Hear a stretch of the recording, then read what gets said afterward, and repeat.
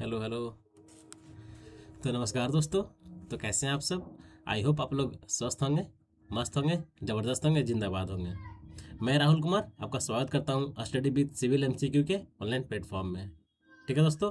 तो दोस्तों आज बीटीएससी जेई का डे नंबर 27, ठीक है, 27 है, जो कि बहुत ही ज़बरदस्त और लाजवाब क्वेश्चन के साथ है। ठीक है, देखिए, अभी तक जितने भी मेरे भाई लोग ने सारा पाठ को क्लियर नहीं किया है, तो मैं उनसे फिर से बोल रहा हूँ कि सारा पाठ आप बहुत जल्द क्लियर कर लें, ताकि आने वाले जितने भी और सेशंस होंगे वो सब सेशंस को आप केयरफुली एकदम पूरी तरीके से आप अटेम्प्ट कर पाएंगे। ठीक है, क्योंकि आने वाला सेशन थोड़ा सा बेहतर होगा। ठीक है, जो कि आप लोग देख रहे होंगे। और साथ ही साथ मैं दूसरा बात ये बोलना चाह रहा हूँ कि मॉर्निंग के टाइम में जो कि एक अनाउंसमेंट हुआ था कि सब्जेक्ट वाइज प्रैक्टिस का, तो उसका भी समस्या के हल निकल चुका है, और उसके क्लासेस भी आपको कल से देखने को मिल जाएंगे। ठीक है, कल आपका, कल कोई भी कौन सा दिन है, दिन तो एग्जैक्ट हमको याद नहीं है। मंडे होगा, ट्यूसडे होगा। ट्यूसडे नहीं, ट्यूसडे तो आज है, कल वेडनेसडे। ठीक है, तो कल से कंटिन्यूअस नहीं, मतलब अल्टरनेट डे आपको जो मॉर्निंग का जो डेट बताया गया है, टाइमिंग बताया गया है, उस टाइम पे आपको क्लासेस मिलना स्टार्ट हो जाएगी। ठीक है, तो आप लोग के पास बहुत ही बेहतरीन अपॉर्चुनिटी है कि आप लोग मिक्स प्रैक्टिस के क्वेश्चन भी आप लोग कर रहे हैं, और साथ ही साथ आप लोग सब्जेक्ट वाइज भी कर रहे हैं। तो आपके पास बहुत ही ज़बरदस्त सुनहरा अवसर भी है। ठीक है, तो वीडियो को ज़्यादा से ज़्यादा आप लोग शेयर करें। जो दोस्त अभी तक चाहते हैं कि हमको सब्जेक्ट वाइज प्रैक्टिस करने को रहे मिले, तो हम लोग बहुत अच्छे से करें, तो उसके लिए मौका आ गया है स्टडी विद सिविल एमसीक्यू के ऑनलाइन प्लेटफॉर्म में। ठीक है, तो बस बिना देरी किए हुए मैं आज का जो मेन जो पॉइंट है, दो लाइन है, जो कि हम लोग हर क्लासेस में 2 लाइन से शुरुआत करते हैं। देखिए क्या है। ना डर का ना समय का डर, ना हालात की चिंता। ना समय का डर, ना हालात की चिंता, बस सपनों का जुनून चाहिए। ना समय का डर, ना हालात की चिंता, बस सपनों का जुनून चाहिए। सफलता तो मिलेगी ही, सफलता तो मिलेगी ही, बस सफलता को मेहनत के संग रातों की नींद चाहिए। ठीक है, सफलता को मेहनत की संग रातों की नींद चाहिए दोस्तों। ठीक है, ये जो लास्ट का जो 2 लाइन है ना, बहुत ही ज़बरदस्त और बेहतरीन तरीके से आप लोग को इंस्पायर करेगी। साथ ही साथ जितने भी मेरे दोस्त लोग हैं, पुराने नए, सबको इंस्पायर करेगी। ठीक है, तो इस लाइन, इस हिम्मत, इस उल्लास के साथ, इस डेडिकेशन के साथ आप लोग रहे तैयार। ठीक है, चलिए आज से क्लासेस स्टार्ट कर रहे हैं। ठीक है, आज का क्लास का फर्स्ट क्वेश्चन क्या है भाई? अब थोड़ा सा आप लोग भी रेडी हो जाए। ठीक है, इसको इधर सेट कर देते हैं पूरी तरह से। अब थोड़ा सा क्वेश्चन पे काम किया जाए। ठीक है, क्या, अब क्वेश्चन पे काम किया जाए। ठीक है, तो बताएं आप लोग कि फर्स्ट क्या है। देखिए फर्स्ट क्वेश्चन क्या है, थोड़ा पेन का कलर मैं कर लेता हूँ दूसरा। हम्म क्या है question first? Consider the flowing statements. ठीक है, 3 statement A B then C, 3 statement दिया गया है। किसके टर्म में दिया गया? देखिए नीचे लिखा गया है कि now for a Mohr circle to reduce to a point which of the following statement are correct, true. ठीक है, तो मतलब कल के क्लासेस में हम लोग, प्रीवियस डे में हम लोग मोहर सर्कल से कुछ पॉइंट पढ़े थे। ठीक है, आप लोग को याद होगा, आप लोग क्लास देखें तो आप लोग प्रॉपर याद होगा कि कल हम लोग मोहर सर्कल से रिलेटेड क्वेश्चन किए थे, और आज भी आपको मोहर सर्कल से रिलेटेड क्वेश्चन मिल रहे हैं। इसीलिए मैं पहले भी बोला था कि सारा सेट, सारा डे एक दूसरे से लिंक्ड रहते हैं। ठीक है दोस्त, देखिए क्वेश्चन क्या है। मोहर सर्कल से हम लोग जो कल पढ़े थे, आपको याद होगा जरूर। ठीक है, मैं ऐसा करता हूँ कि आप लोग को कल का क्लासेस आप लोग किए होंगे। अगर नहीं भी किए हैं तो इस चैनल के डिस्क्रिप्शन में उसका लिंक होगा, आप लोग क्लास अवश्य और कर ले पहले, उसके बाद आप लोग अगला नेक्स्ट डे का क्लास करें तो ज़्यादा आपको बेहतर होगा, ज़्यादा आपको समझ में आएगा। ठीक है, देखिए क्या बोल रहा है कि equal and opposite axial stress act on a two mutually perpendicular plane. क्या? Equal and opposite axial stress. ऐसा हम लोग कहीं पढ़े क्या कि मोहर सर्कल में ऐसा कभी होता है कि equal and opposite axial stress? ये तो यहाँ तो सही है, हम लोग जान रहे हैं कि act on a two mutually perpendicular plane पे होता है, लेकिन ये जो है इक्वल एंड अपोजिट इक्वल होता है, लेकिन अपोजिट जो बोल रहा है ये थोड़ा सा ये मतलब सेंटेंस को खराब कर दे रहा है, ये सेंटेंस को, ठीक है, जिसके कारण ये स्टेटमेंट नहीं होगा, ठीक है। दूसरा देखिए क्या है कि equal axial stress act on two two mutually perpendicular plane, एकदम सही। दूसरा देखिए क्या है कि planes are free of shear, एकदम सही। प्लेन पे कोई शेयर का प्लेन पे कोई शेयर नहीं एक्ट करता है एलवेज पे, जो प्लेन है उस पे एलवेज नॉर्मल स्ट्रेसेस एक्ट करते हैं, ठीक है, ना कि कोई शेयर स्ट्रेस एक्ट करते हैं, ठीक है। तो यहाँ जो बोल रहा है कि planes are free of shear, एकदम सही, ये स्टेटमेंट भी सही है, ठीक है। तो देखा जाता है बी और सी, बी और C option number C is a right answer, ठीक है, C is a right answer. चलिए हम लोग नेक्स्ट क्वेश्चन की ओर आगे बढ़ते हैं। बताएं excessive net access of nitrates, बताएं इसका क्या होगा, इससे कौन सा हार्मफुल मतलब ये डिजीज होता है। एक्सेस ऑफ नाइट्रेट्स क्या होता है, एक्सेस कितना होता है जी, क्या होता है बताएं। ग्वाइटर होगा, एकदम नहीं। ग्वाइटर किससे होगा बताएं तो आप लोग, और एक्सेस ऑफ नाइट्रेट से क्या हो गया, ये आ जाएगा इसका ब्लू बेबी, जान रहे हैं आप लोग, ब्रेकिस वाटर, क्लोराइड, फ्रेंगिल बोन। अब बताएं axis of fluoride, fluoride axis होने से क्या होता है, आप लोगों को पता होगा कि जो बोन जो होता है उसमें मेल्टिंग ऑफ टीथ वाला कंडीशन है, ठीक है। दांत दांत जो मेरा डिस्कलर होने लगता है, तो वही बोल रहा है कि axis of fluoride it means कि फ्रेंगल ऑफ बोन्स, ठीक है। तो बी का 3, पहले ए का 4 देखते हैं जी, ए का 4 इसमें इसमें है, अब बी का 3, बी का 3 ऑप्शन नंबर सी में है, तो C is a right answer, ठीक है, C is a right answer. Lack of iodides, lack of iodides, इसके कारण से क्या होता है, excess of chloride, excess of chloride, lack of iodide, आपका सी का 2 ग्वाइटर, आयोडाइड की कंपनी से ग्वाइटर, और आपका एक्सिस ऑफ क्लोराइड की कमी से ब्रैकिस वाटर, ठीक है। तो आपको ये ध्यान देना है, ठीक है, option number C is a right answer. चलिए हम लोग नेक्स्ट क्वेश्चन की ओर आगे बढ़ते हैं। नेक्स्ट क्वेश्चन क्या है भाई, a I section is subjected to a transverse shear force at a which layer maximum shear stress is develop, एक कोई आई सेक्शन है, आई सेक्शन है भाई, इस टाइप से है, इस टाइप से है।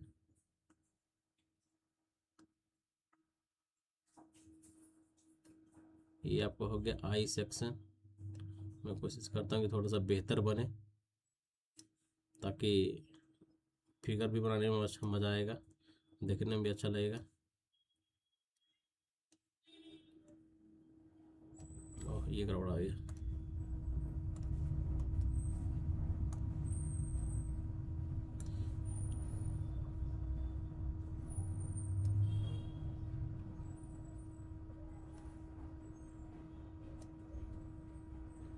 कुछ लग रहा है क्या छोटा बड़ा, थोड़ा सा ये लग रहा है। अच्छा कोई दिक्कत नहीं, आई सेक्शन है, ठीक है, समझ लीजिए। उस पर कुछ यहाँ बोल नहीं रहा, सिर्फ यहाँ बोल रहा है कि एक आई सेक्शन को ये है सब्जेक्टेड है, उस पर क्या बोल रहा है, सब्जेक्टेड टू शेयर फोर्स, इस पर कोई शेयर फोर्स एक्ट कर रहा है। अब बोल रहा कि at which layer maximum shear stress are develop, तो इसका मैक्सिमम शेयर स्ट्रेस का डायग्राम कैसे बनेगा, आप लोग जानते हैं कि इसका जो डायग्राम बनेगा आपका इस टाइप से बनेगा, आप लोग कैसे बनेगा जी, इस टाइप से। ये आपका हो गया, यहाँ से ये होगा, इधर से एक यहाँ से बाहर है ना, तो थोड़ा सा इस टाइप से होगा। फिर यहाँ से जब ये ई पॉइंट से ये देखिए अंदर गया हुआ है, तो हमको बाहर लेना है, इस टाइप से। यहाँ भी अंदर गया है तो हम लोग बाहर लेंगे, ठीक है। अब क्या करेंगे, यहाँ यहाँ पर स्टेट है, तो इट मीन्स ये आपका इस टाइप से आएगा, ठीक है। ये इसका डायग्राम बन गया। तो यहाँ जो बोल रहा है, क्या बोल रहा है कि मैक्सिमम शियर स्ट्रेस, तो इसका मैक्सिमम शियर स्ट्रेस कहाँ पे होगा, न्यूट्रल एक्सिस पे, एन ए पे, at a neutral axis, option number A is a right answer, ठीक है। ए is a right answer.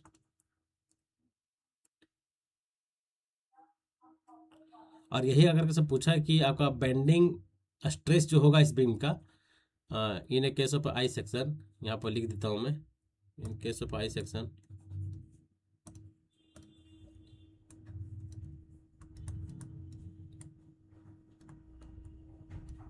In case of I section, in case of I section, क्या बोलते हैं, bending stress,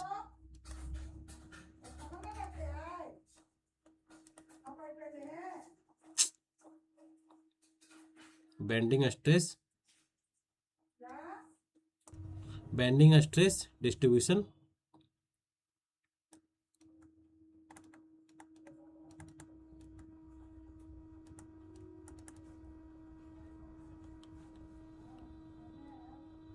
bending stress distribution is zero in neutral axis, ठीक है। Neutral axis से bending stress zero होगा, ठीक है, और शियर स्ट्रेस मैक्सिमम होगा, जो इस क्वेश्चन के अनुसार जो आपका आंसर है option number A is right answer है। अगर बेंडिंग स्ट्रेस पूछे तो आपके न्यूट्रल एक्सिस पे कितना होगा, क्या होगा, जीरो होगा, ठीक है, तो ध्यान देना है। चलिए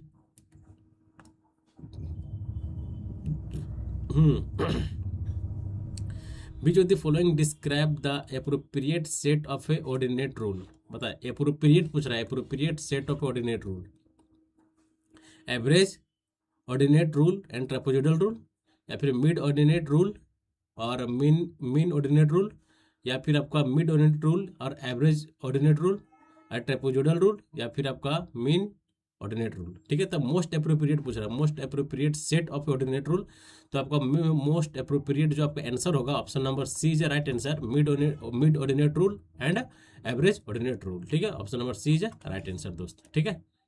ताकि अप्रोप्रिएट पूछ रहा था, अप्रोप्रिएट आपका वही होगा, ठीक है।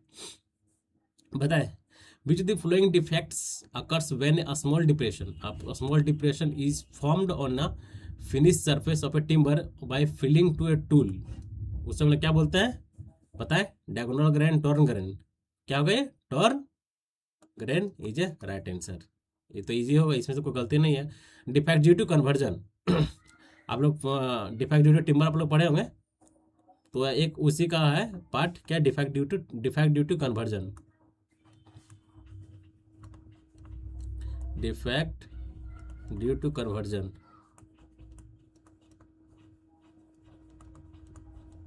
ठीक है।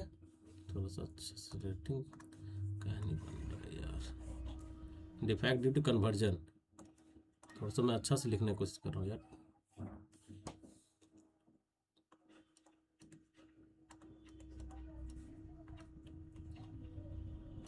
डिफेक्ट ड्यू टू कन्वर्जन,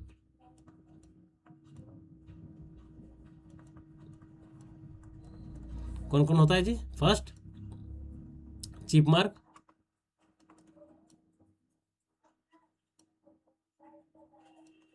दूसरा क्या होता है, टॉर्न ग्रेन,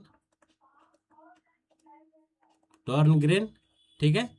थर्ड क्या होता है, diagonal diagonal grain, diagonal diagonal grain, fourth क्या होता है आपका वेन वाइन, WANE वेन, ये चारों आपका होता है किसका, डिफेक्ट ड्यू टू कन्वर्जन, ठीक है। तो आपको ध्यान देना है, ये क्वेश्चन तो पूछ रहा था कि एक व्हेन द स्मॉल डिप्रेशन, जब कोई एक टिम्बर पे, एक फिनिश सरफेस पे, जब कोई एक कोई भी इंस्ट्रूमेंट उस पर जब गिरता है और उस पर एक स्मॉल डिप्रेशन टाइप में, मतलब उसमें एक स्मॉल शेप क्रिएट हो जाता है किसी भी एक स्मॉल टिम्बर एक किसी भी टूल टूल के गिरने से, और वहाँ जो वो जो स्मॉल डिप्रेशन जो होता है, उस डिफेक्ट को हम लोग क्या बोलते हैं, टॉर्न ग्रेन बोलते हैं, जो option number C B is right answer, ठीक है दोस्त, तो आपको ध्यान देना है ना। अब बताएं नेक्स्ट क्वेश्चन क्या है, which the following silent features is not related to a Kennedy theory of alluvial canal design, ठीक है। कैनाल कैनाल कैनेडी थ्योरी का तो हम लोग जान रहे हैं इसका फीचर्स क्या है, लेकिन इसमें पूछा कौन नहीं है, ठीक है। देखिए तो हम लोग पढ़ रहे हैं कि सील्ड फैक्टर इज इंट्रोड्यूस, हम लोग पहला ही पकड़ लिए कि सील्ड फैक्टर ये आपका लेसी थ्योरी का है,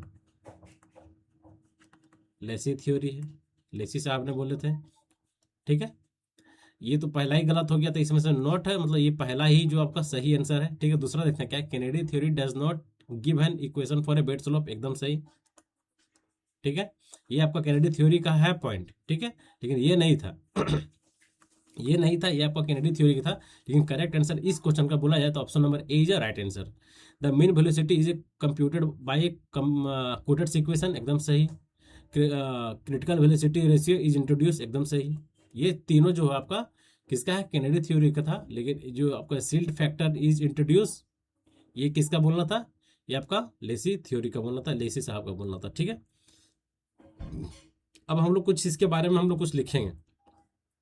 एजम्पशन किसका, कैनेडी थ्योरी का। ऐसे लिखने की कुछ जरूरत नहीं, जैसे मैं 3 पॉइंट यही बता दिया तो यही हो सकता है, यही है, ठीक है। तो ज़्यादा लिखने का मतलब थोड़ी है, जैसे जब जो दिया गया है जी आपको कैनेडी थ्योरी का जो एजम्पशन ही है, तो फिर ज़्यादा ये करने की जरूरत नहीं है, ठीक है। के लिए सिर्फ एक आपको क्रिटिकल वेलोसिटी वाला जो वैल्यू है मैं वो लिख देता हूँ। V not equal to, V not equal to क्या होता है, 0.5 इंटू एम इंटू वाई के पावर 0.64, ठीक है। ये होता है क्रिटिकल वेलोसिटी का रेशियो, ठीक है। अगर अगर अगर एम इजकल टू, अगर एम इजकल टू 1 है, एम इजकल टू 1 है, और M equal to less than 1 होगा, अगर M equal to greater than 1 होगा, तो क्या क्या कंडीशन है सो हम लोग जान देंगे।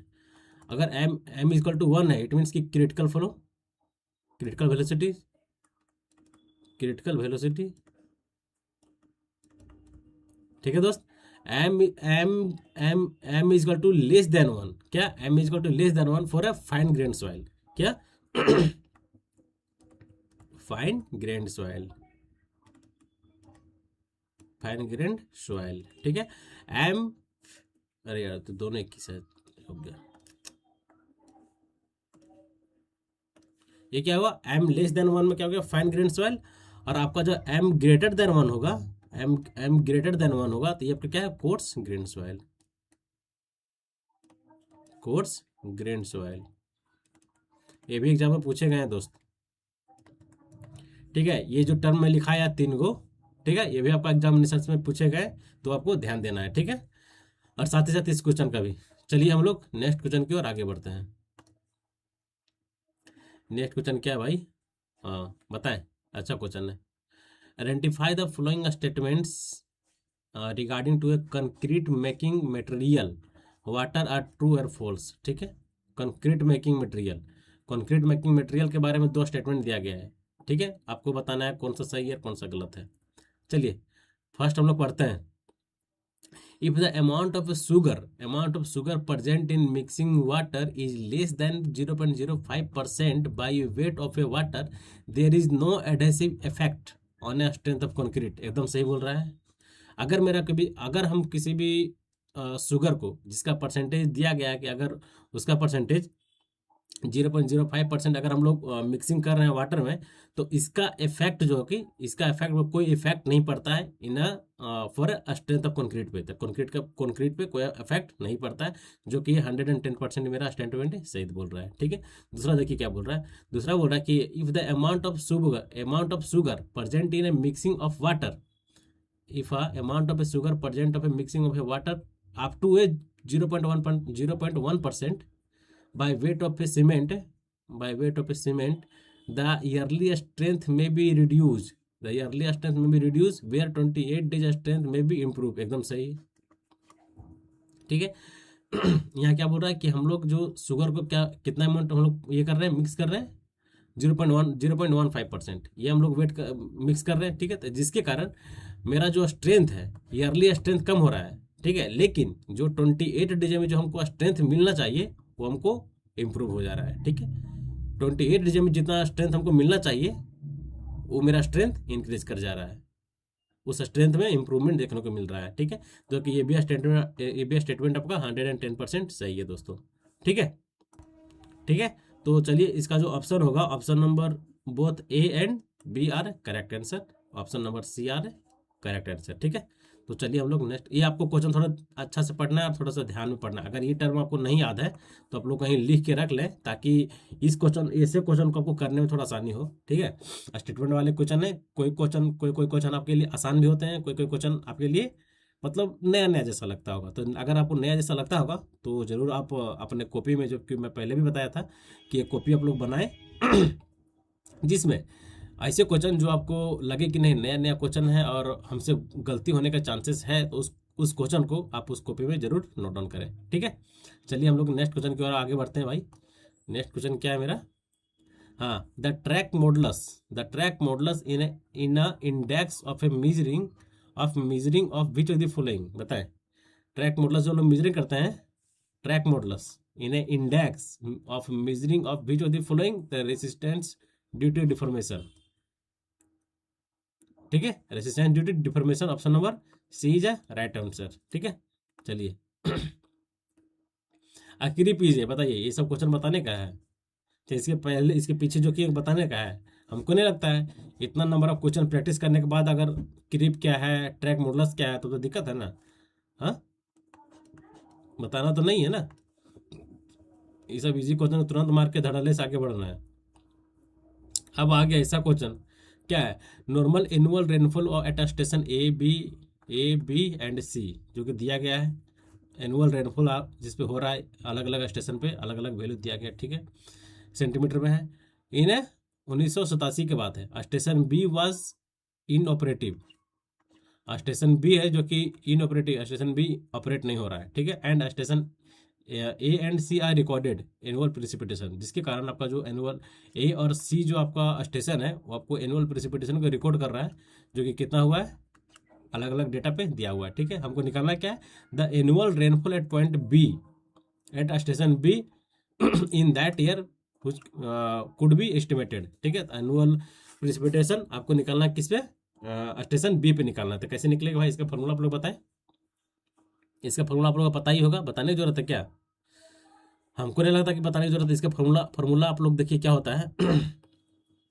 पी एक्स इजकल टू, अगर एक स्टेशन का अगर एक स्टेशन वर्क नहीं कर रहा है तो उस कंडीशन में क्या होता है? क्या होता है? कौन सा फॉर्मूला हम यूज करेंगे? Use for normal ratio method. Normal ratio method, normal ratio method क्या होता है भाई? P X equal to N X divided by N minus one, और आपका पी वन यहाँ पे हो जाएगा डिवाइडेड बाई एन वन, फिर यहाँ प्लस होगा, फिर यहाँ पर पी टू हो जाएगा, यहाँ आपका हो जाएगा एन टू, फिर आपका प्लस इसी तरह जाएगा कहाँ पे? P N divided by N N. ठीक है, ये आपका फॉर्मूला है। अब चलिए, अब एन वन क्या है, एन वन क्या है, पी वन क्या है, इस सारा हम लोग डेटा हम लोग ये करेंगे। ठीक है, चलिए ये देखिए आपका जो एनुअल प्रेसिपिटेशन है ना, एन वन का वैल्यू, जैसे आपका ये हो गया 170 हो गया, आपका 180 हो गया, ये आपका सारा एन पी वन का वैल्यू है। क्या है बताएं?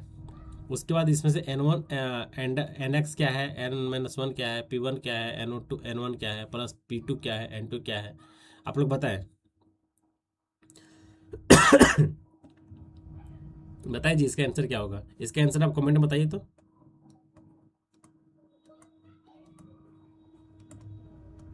कमेंट बॉक्स में इसका आप आंसर बताएं।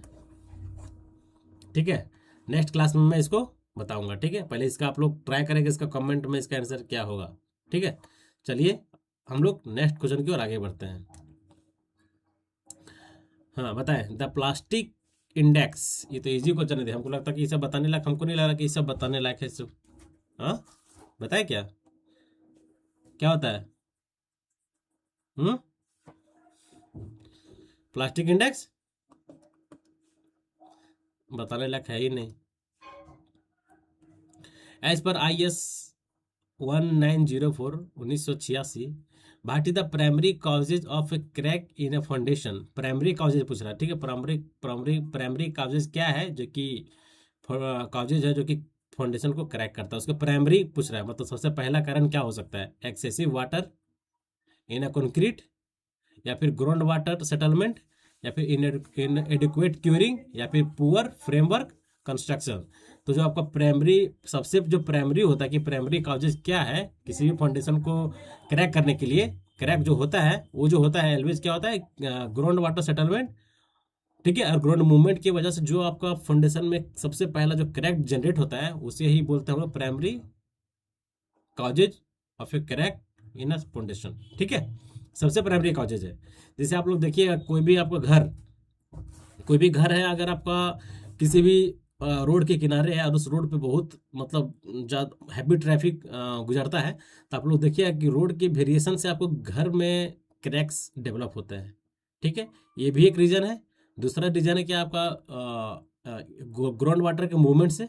ठीक है, और तीसरा रीज़न भी है कि वाइब्रेशन से भी होते हैं। ठीक है, तो ये सारे सारे पॉइंट है जिसके कारण आपका क्रैक्स को देखे जाते हैं। लेकिन मेजरली जो यहाँ पर बोला जा रहा है कि what is the primary causes, primary causes क्या हो सकता है, तो प्राइमरी कॉजेज मेरा यही है कि वाटर मूवमेंट और सेटलमेंट। ठीक है, फाउंडेशन सेटलमेंट की वजह से जो क्रैक जनरेट, जो बिल्डिंग के कंपोनेंट्स में जो आपका क्रैक जनरेट होता है, उसी को हम लोग प्राइमरी कॉजेज बोलते हैं। ठीक है, तो option number B is a right answer दोस्त। ठीक है, अब देखिए क्या है कि व्हाट डज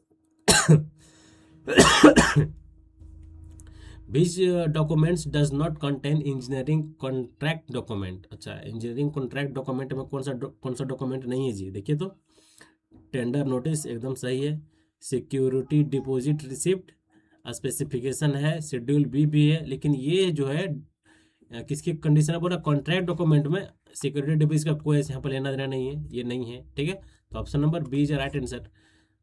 टेंडर डॉक्यूमेंट में मेरा सिक्योरिटी डिपॉजिट का कोई लेना देना नहीं है, तो यही ऑप्शन है जो कि टेंडर डॉक्यूमेंट में इंक्लूड नहीं किया जाता है, उसका डॉक्यूमेंट का पार्ट नहीं है। कौन नहीं है? बी। ठीक है, नेक्स्ट देखिए, what is the standard size of a ballast of wooden sleeper. Wooden sleeper के लिए कितना होता है? इसका मैं आपको एक बताया हूँ, इसका क्लासेस में बहुत बार मैं इसका जिक्र किया हूँ, ये टाइप्स ऑफ स्लीपर के बारे में। चलिए एक बार, types of sleeper, types of sleeper, और यहाँ क्या, ballast size, ballast size. First क्या हो गया आपका? Point and crossing, point and crossing. Point and crossing में जो हम लोग ब्लास्ट का यूज करते हैं, उसका साइज कितना होता है? 25 mm। कितना? 25 mm हो जाता है। ठीक है, इसके बाद जो आपका हो जाएगा, दूसरा आपका वुडन है। दूसरा क्या हो जाएगा? वुडन, वुडन और cast iron sleeper, cast iron sleeper. ठीक है, तो इसके लिए जो आपका ब्लास्ट का जो साइज होगा कितना होगा? 50 mm होगा। ठीक है दोस्त, कितना? 50 mm होगा। इसके बाद जो आपको हो जाएगा क्या? CST9, CST9 और आपका स्टील स्लीपर, स्टील स्लीपर। ठीक है, इस कंडीशन में जो आपका ब्लास्ट का साइज होगा कितना होगा? 40 mm हो जाएगा। क्या? 40 mm।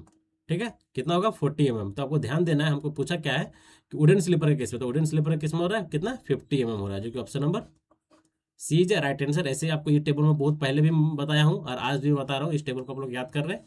ठीक है, क्वेश्चन आने का चांसेस हैं। ठीक है, चलिए हम लोग नेक्स्ट क्वेश्चन की ओर आगे बढ़ते हैं। नेक्स्ट क्वेश्चन बताएं कि what does you understand by the given relation related to a highway pavement design, contact pressure and tyre pressure. Oh, contact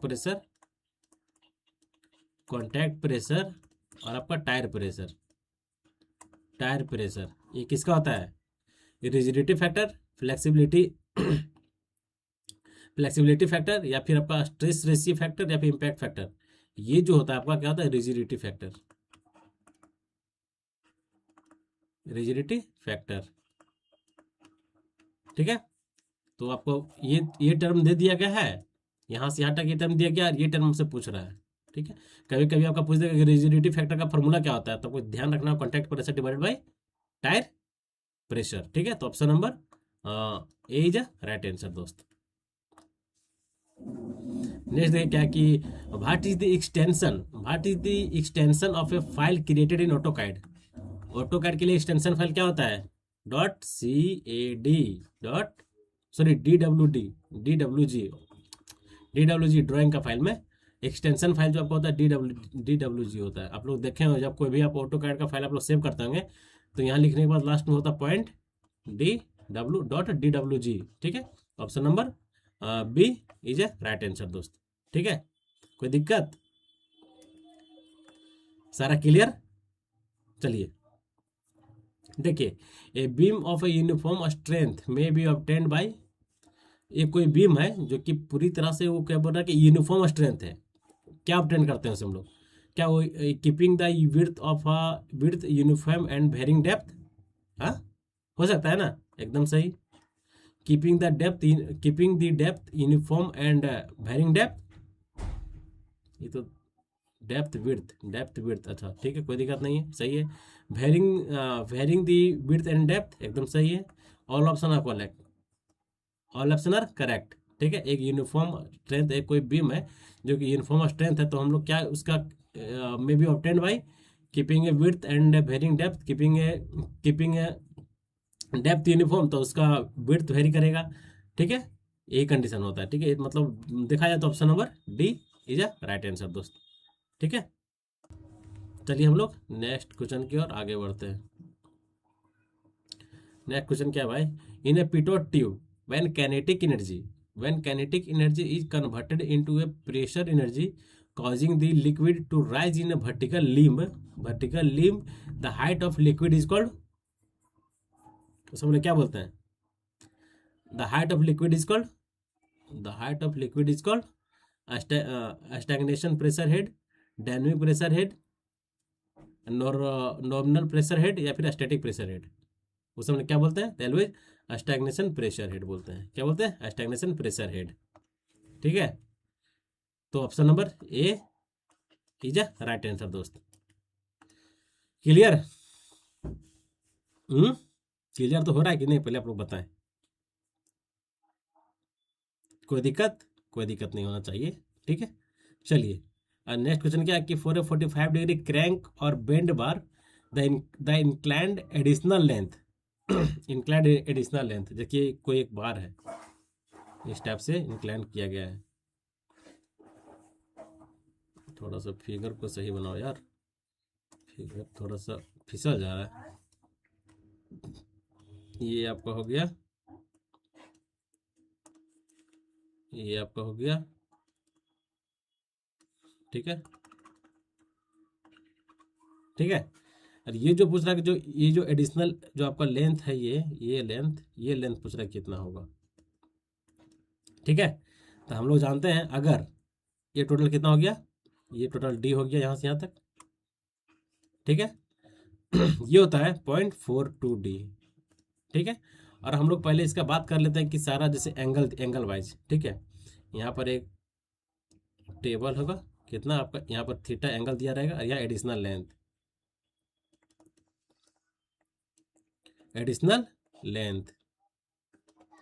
ठीक है।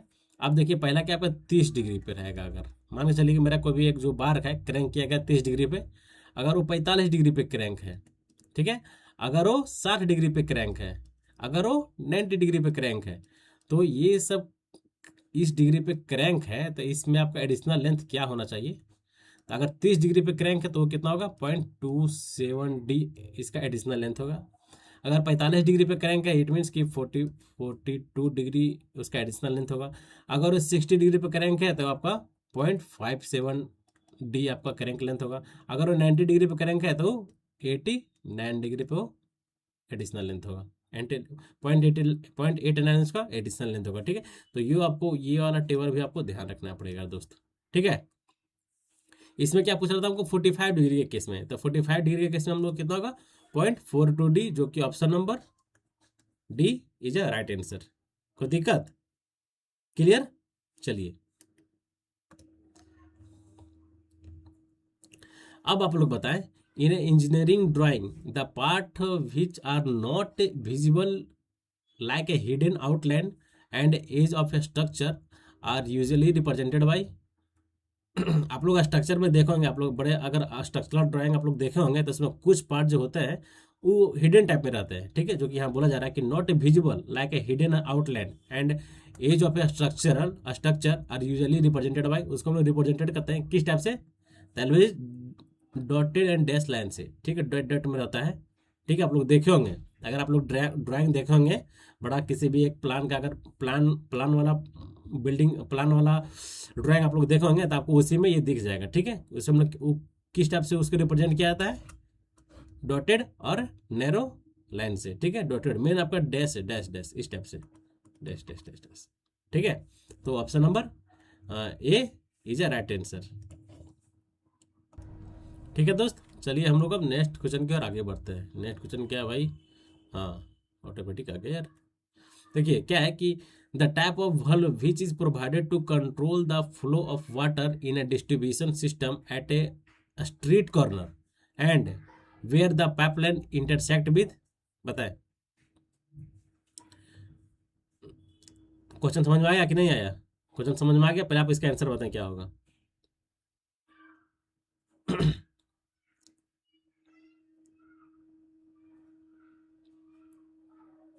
Sluice bulb is a right answer, सिल्यूस bulb is a right answer. क्या बोल रहा है?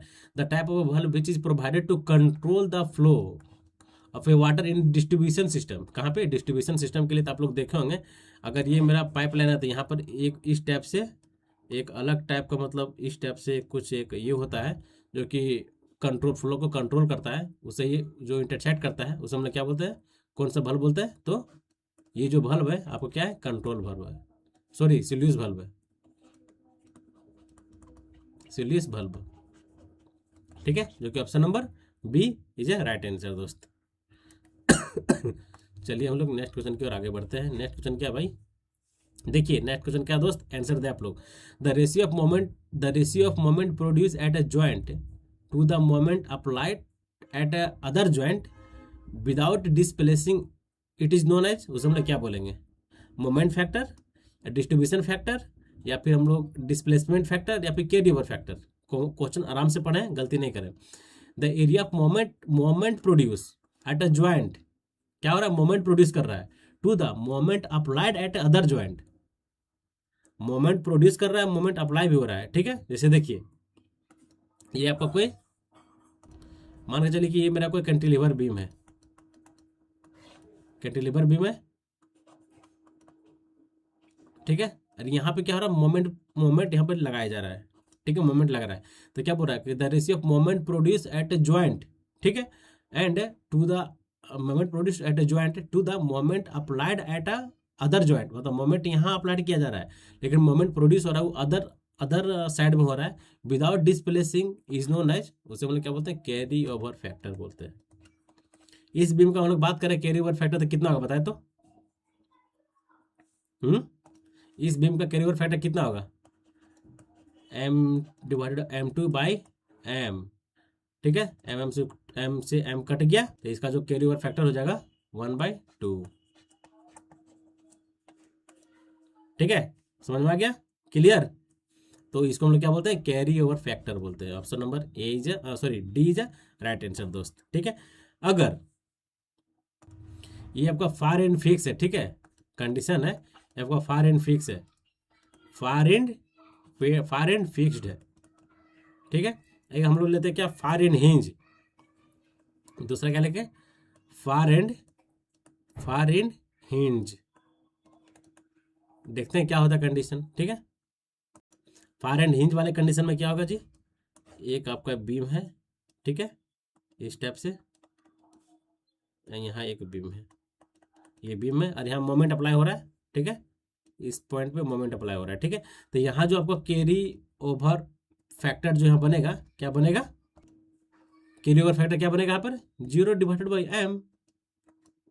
तो यहाँ पर क्या होगा? 0 हो जाएगा, ठीक है। अगर फार एंड हिंज बोलेगा तो जिसमें आपका कैरी ओवर फैक्टर क्या होगा? 0 होगा। अगर फार एंड फिक्स बोलेगा तो आपका कैरी ओवर फैक्टर क्या होगा? 1/2 होगा, ठीक है। तो आपको ध्यान देना है, इसका जो हो गया, इसे डिफिनेशन ही पूछ रहा था, उसे हम लोग क्या बोलते हैं? तो हम लोग क्या बोलते हैं? कैरी ओवर फैक्टर, जो कि option number D is right answer दोस्त, ठीक है। चलिए हम लोग नेक्स्ट क्वेश्चन की ओर आगे बढ़ते हैं। मेरा नेक्स्ट क्वेश्चन क्या है बताएं कि specific gravity of soil constituent hematite, hematite कितना होता है? 5 से 5.3। आप लोग को ये हम लोग क्लास किए हुए हैं, प्रीवियस ईयर में आपको मैं बताया हुआ हूँ कि क्लास मतलब हेमेटाइट के केस में क्या होता है, क्वाड्स का स्पेसिफिक ग्रेविटी कितना होता है, क्ले का कितना होता है, समझे ना। सारा को मैं बताया हूँ, आप लोग क्लास देखें, आप लोगों को सारा समझ में आ जाएगा कि इसका मैं एक ट्रिक भी आपको बताया था, ट्रिक भी मैं बताया हूँ कि ये ट्रिक से कैसे याद होता है, ठीक है, जो कि बहुत ही बेहतरीन तरीके बहुत ही बेहतरीन तरीके से ट्रिक को बनाया गया था। आप लोग जाके देखें, आपको बहुत ही कम समय में याद हो जाएगा, कभी गलती होने का चांस नहीं रहेगा, आप लोग गलती नहीं कीजिएगा।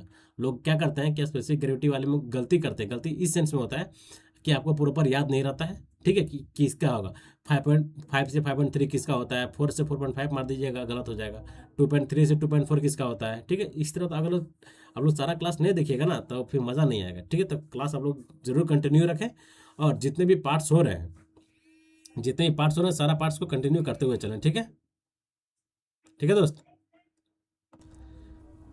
चलिए हम लोग अब नेक्स्ट क्वेश्चन की ओर हम लोग आगे बढ़ते हैं। नेक्स्ट क्वेश्चन क्या है भाई? नेक्स्ट क्वेश्चन हम लोग का है, हाँ देखिए, in what situation a trapezoidal footing provided है। ट्रापोजोडल फुटिंग किस कंडीशन में प्रोवाइड किया जाता है, सो इसमें पूछ रहा है। क्या both column are equal? Both column are equal, इस कंडीशन में क्या हम लोग ट्रापोजोडल फुटिंग प्रोवाइड करते हैं?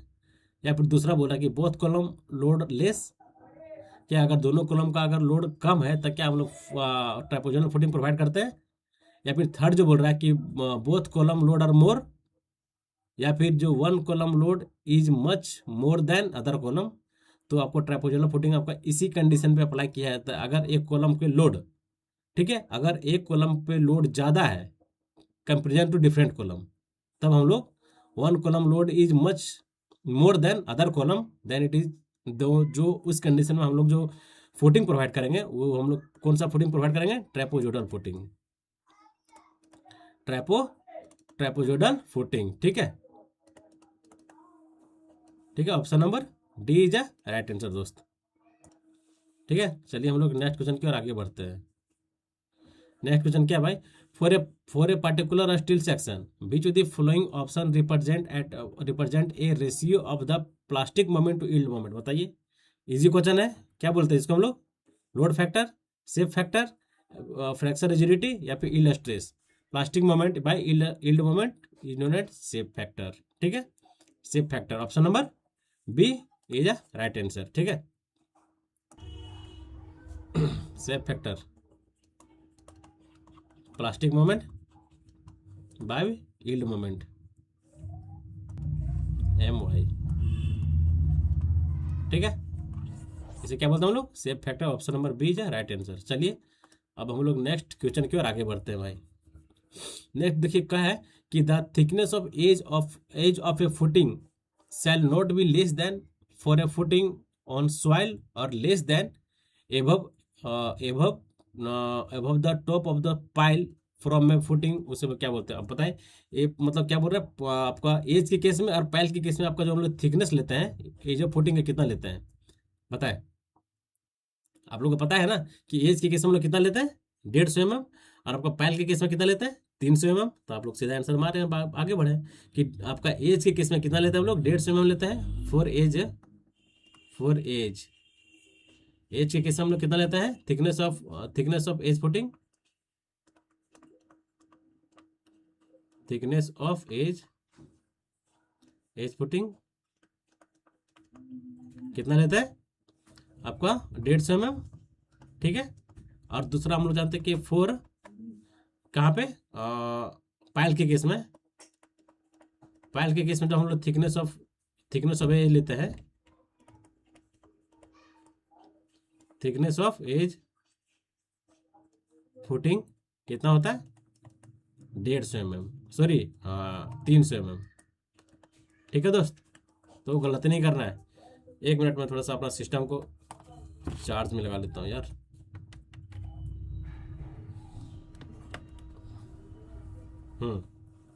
ठीक है, option number C is right answer. चलिए हम लोग आगे बढ़ते हैं। बताए the double mass curve technique is adopt for a. ये सब तो इजी क्वेश्चन, हवा क्वेश्चन, हवा को तुम टाइम देवे नहीं करना है, तुरंत मार के आगे बढ़ना है, ठीक है। Check the consistency of a rain gauge record, ठीक है। Option number B is right answer. चलिए हम लोग नेक्स्ट क्वेश्चन की ओर आगे बढ़ते हैं। अब नेक्स्ट क्वेश्चन क्या है दोस्तों? नेक्स्ट क्वेश्चन देखिए क्या है। Which the following statement is not true regarding the property of artificial sand, ठीक है। आर्टिफिशियल सैंड के केस में कौन सा जो प्रॉपर्टी दिया गया है जो कि सही नहीं है। ठीक है, जो कि मैं ये क्वेश्चन मैं पहले भी कर चुका हूँ, तो आप लोग को पता होगा कि इसका आंसर क्या होना चाहिए। आर्टिफिशियल सैंड है lesser impurity as compare to river sand. क्या ये सही है? ये सही है, लेकिन क्या पूछ रहा है हमको? Not a true.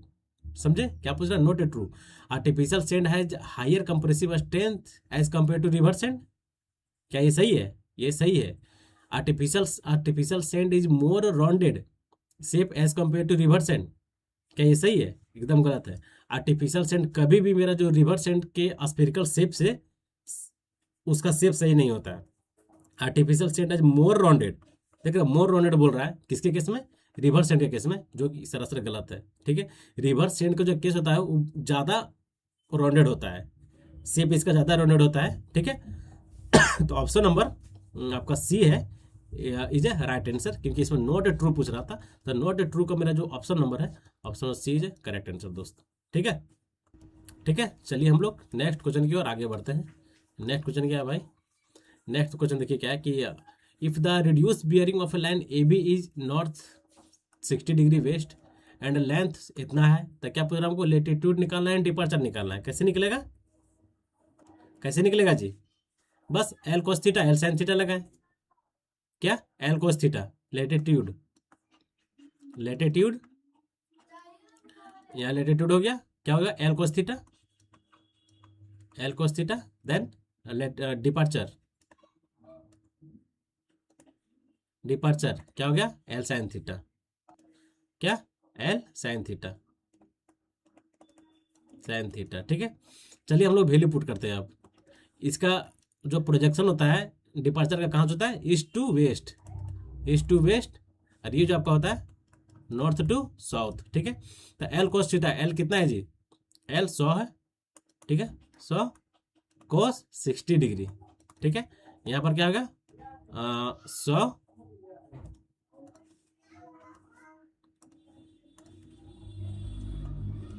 Sign 60 degree.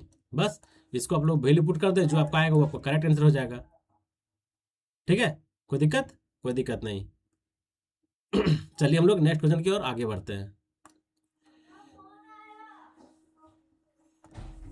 क्या है? What is the maximum permissible cover area for a residential plot of A size दिया गया है 500 से 1000 मीटर स्क्वायर के लिए। जो आपका एरिया पूछ रहा है कि इस प्लॉट एरिया के लिए आपका मैक्सिमम परमिसिबल कवर एरिया कितना होगा?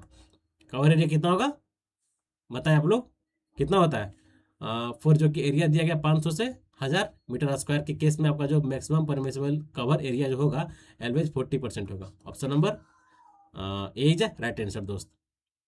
अगर यही एरिया, अगर प्लॉट एरिया देखिए, अगर प्लॉट ऑफ साइज, अगर प्लॉट साइज पर बढ़ जाता है कितना? 1000 से 1500 मीटर स्क्वायर अगर हो जाएगा, ठीक है, 1000 से 1500 मीटर स्क्वायर हो जाएगा, तो उस कंडीशन में जो मैक्सिमम परमिसिबल कवरिंग एरिया जो होगा आपका कितना हो जाएगा? 30%। ठीक है, अगर यही plot area, plot of size कितना? 1500 से कितना हो जाएगा? 3000 हो जाएगा। कितना? 3000 मीटर स्क्वायर हो जाएगा। तो इस कंडीशन में आपका जो, अरे यार एक मिनट, इसका 40% होगा भाई। एक मिनट, ये 40% होगा। 40%, 30% नहीं है, ये कितना होगा? 40% होगा। अगर मेरा एरिया प्लॉट साइज अगर मेरा 1000 से 1500 मीटर स्क्वायर के बीच है, तो उसका जो आपका जो मैक्सिमम परमिसिबल कवरिंग एरिया जो होगा कितना होगा? 40% होगा। और अगर आपका प्लॉट साइज अगर 1500 से ज़्यादा है, इट मीन्स 1500 से ज़्यादा और 3000 तक होगा। ठीक है, कहाँ तक? 3000 तक अगर प्लॉट साइज आपका होगा, रेसिडेंशियल प्लॉट साइज होगा, तो इस कंडीशन में जो आपका मैक्सिमम परमिसिबल कवरिंग एरिया जो होगा कितना होगा? 33.3%। 33.3%। इसका जो केस है कि 500 से 1000 के बीच में आपका मैक्सिमम परमिसिबल एरिया होगा, एक्चुअल में होता है 45। कितना? एक्चुअल में होता है 45%, लेकिन सबसे नियरेस्ट अगर देखा जाए तो सबसे नियरेस्ट आपको 40% ही दिया हुआ है, इस कारण से इसको 40% मारा गया। ठीक है, अगर यहाँ पे 45% भी दिया रहता, अगर ऑप्शन में अगर कहीं 45% भी दिया रहता, तो हम लोग 40 ना छोड़ के हम लोग मारते 45%। ठीक है, लेकिन उसका सब अगर ये नहीं दिया हुआ तो सबसे नियरेस्ट देखा जाए तो नियरेस्ट में आपको 40% है, जो कि 40% आपको मारना पड़ेगा। ठीक है, तो आपको ये भी ध्यान रखना पड़ेगा, ये भी ध्यान रखना पड़ेगा। ठीक है दोस्त, चलिए हम लोग नेक्स्ट क्वेश्चन के लिए आगे बढ़ते हैं। इसका answer option number A is right answer. In a venturi meter the divergent cone is kept shorter than converging length equal to converging length. ये तो आप लोग जानबे करते हैं कि वेंचुरी मीटर का एरिया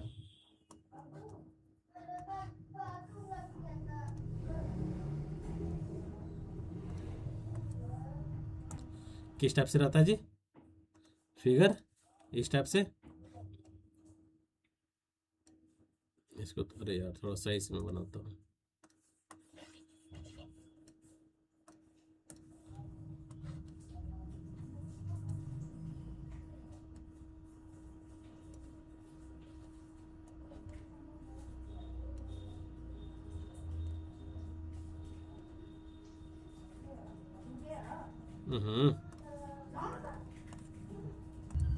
ये क्या होता है आपका लॉन्गर देन कन्वर्जेंट होता है, कन्वर्जेंट से ये लॉन्ग होता है, इस टाइप से होगा।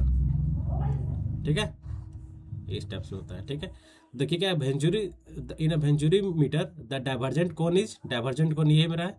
ठीक है, डाइवर्जेंट ये मेरा है, कन्वर्जेंट कौन शॉर्टर टू ए कन्वर्जेंट कौन एकदम गलत, इक्वल टू एकदम गलत, longer than convergent cone, convergent कौन से मेरा लॉन्गर होगा। ठीक है, जो option number C is right answer दोस्त। ठीक है, चलिए हम अरे यार बैक हो गया।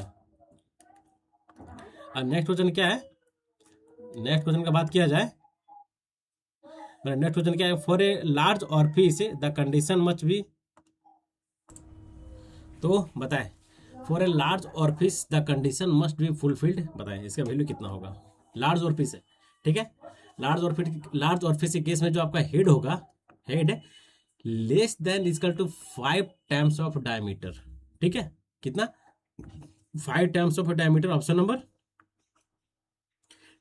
सी इज अ राइट आंसर। ठीक है, कोई दिक्कत, तो आपको ध्यान रखना है। ठीक है, ये सब क्वेश्चन क्या है ना कि कभी कभी पूछ अगर आगे आ जाएगा तो आपको ध्यान आपको जब याद रहेगा तो आप इजिली टिक आउट कर सकते हैं। ठीक है, तो option number C is a right answer दोस्त। चलिए नेक्स्ट क्वेश्चन देखते हैं क्या है, which publish the theorem which state in a linearly elastic structure partial derivative of strain energy, हम लोग किए थे, हम लोग दोनों पढ़े थे strain energy Castigliano theorem first then Castigliano theorem second. इसमें क्या बोल दिया सीधे पार्शियल डेरिवेटिव, इतना ही पढ़ते आपको माइंड में क्लिक कर जाना चाहिए कि ये एलवेज ये कैस्टिग्लियानो थ्योरम के बारे में बोल रहा है, क्योंकि हम लोग दोनों कंडीशन पढ़े हुए हैं। ठीक है ना, तो आपको सीधे फर्स्ट ही ऑप्शन में आपका कैस्टिग्लियानो थ्योरम है, सीधे मार के हमको आगे चल जाना है। Option number A is right answer. ठीक है, कोई दिक्कत नहीं होना चाहिए। चलिए नेक्स्ट क्वेश्चन क्या है भाई, a steel rod 1 metre long subjected to a tensile force कितना है, 20 किलो न्यूटन का है। Calculate the cross sectional area of rod if experience elongation of 1.5 mm then the modulus of elasticity of rod is कितना है, 200 GPa है। तो हमको क्या निकालना है, इलोंगेशन निकालना है। Calculate the cross sectional area, अच्छा एरिया निकालना है, कैसे निकलेगा, क्या कैसे निकलेगा, फॉर्मूला क्या है, डिफ्लेक्शन क्या फॉर्मूला इसका, PL by A, deflection formula इसका डेल एल इजकल टू क्या होगा, PL by A, PL by A, बस इसमें वैल्यू बैठा दें। P मेरा कितना है जी 200, सॉरी 20 गुना 10 के पावर 3 इंटू L कितना है 1 मीटर। ठीक है, 1000 में लेके चल रहे हैं हम लोग, 1000 देंगे। एरिया तो हमको निकालना है कि क्या है, find calculate the cross sectional area, A हमको निकालना है, इंटू ई कितना है 200 इंटू 10 के पावर 3। ठीक है, 10 के पावर 3, 10 के पावर 3 कट गया